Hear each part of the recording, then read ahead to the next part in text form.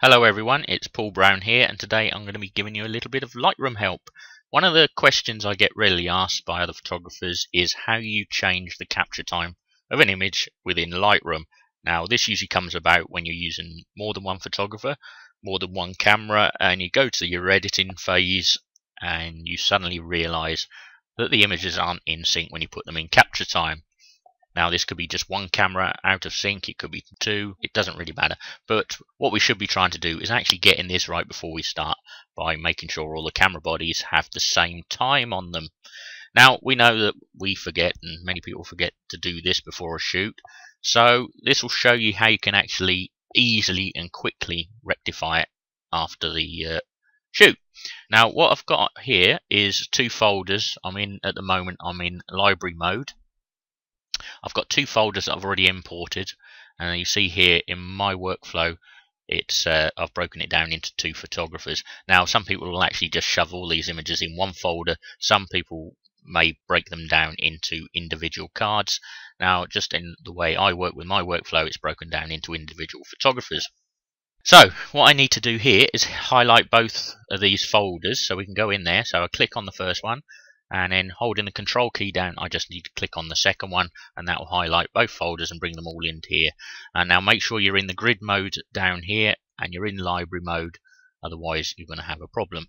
Now your default position on here will be here in the quick develop module, and what we need to do is we're going to be looking for capture times down here. So we see capture time here on the right hand side.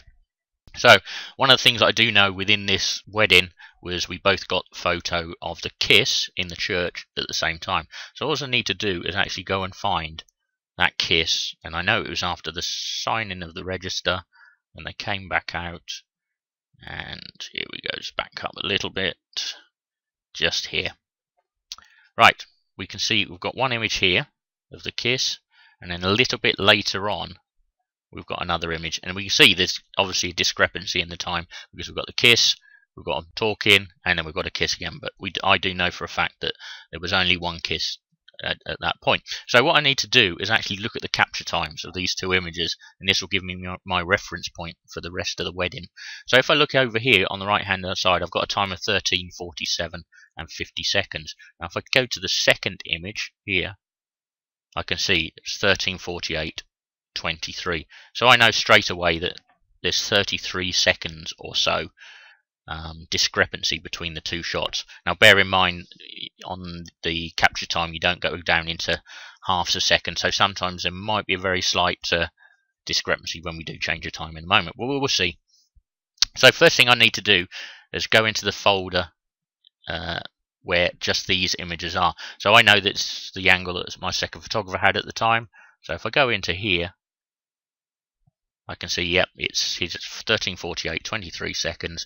Now what I need to be doing now is highlighting all these images. So just Control and A, Command and A, I think it's on the Mac. I don't use a Mac, but reliably informed that's what it is. And I've highlighted all the images. So now all I need to do is, obviously in grid mode as we are now, go up here to metadata along the top, go to Edit Capture Time.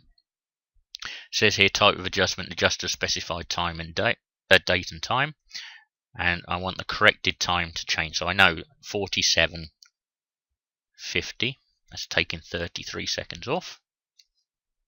And then over to here where it says change all, it says this operation cannot be undone. What that means is you can't just revert it back. If you want to correct it again, you would have to go through the same process. So click change all, and that's changed that. Now in theory, what should happen now, let's have a look, is I go to these two folders and they should all be the same. You see down here we're in capture time mode, so always double check that that's correct. If you're having a major error and you can't work it out, make sure that's in capture time. And we can see they're not quite right. So it's taken 33 seconds, but probably 32 seconds would have been enough. It's probably half a second and it's just rounded it up. So all we need to do is the same process again, but we need to add on just 1 second. So I'll go back into this folder again, Control A to select all the images, go to metadata, edit capture time, and I'm just going to add on 1 second to this one here, change all, highlight the image, and we can see that's much better. We've got the two kiss shots here at the same time. Great, so that means we've got the cameras set up. Now, what happens is when you've got two bodies and you find you've got a discrepancy. Well, first of all, if you come up to the right hand side, top right here, where it says filters off, what we need to be doing is looking for the individual camera bodies. So go to camera info.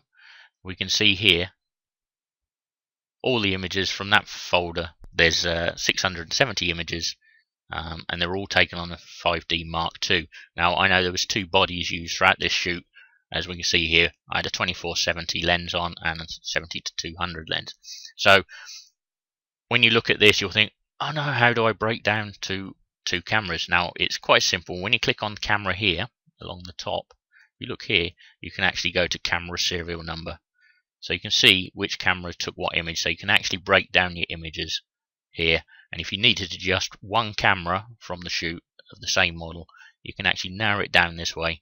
And you can do the same process again.